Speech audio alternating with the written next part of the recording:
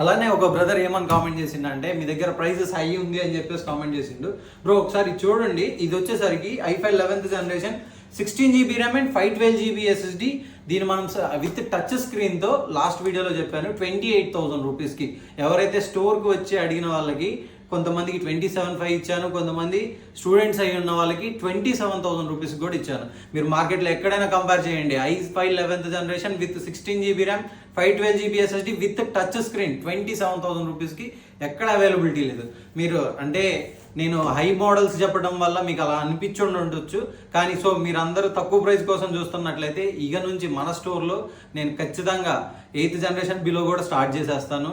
ఎందుకంటే మీకు prices high అనిపిస్తున్నాయి కదా. సో ఎవరైతే కావాలనుకుంటున్నారో ఖచ్చితంగా మీరు అల్ట్రా 7 తీసుకోండి, లేదు అంటే కొంచెం ఎంత latest generation laptops ultra series తీసుకుంటే చాలా మంచిది. లేటెస్ట్ జనరేషన్ తీసుకోండి, లో జనరేషన్ మానేయండి కొనటం, ఎందుకంటే ప్రాబ్లమ్స్ మీరే ఫేస్ చేయాలి. సర్వీస్ ఇవ్వడానికి మాకు కూడా ఇబ్బందిగా ఉంటుంది.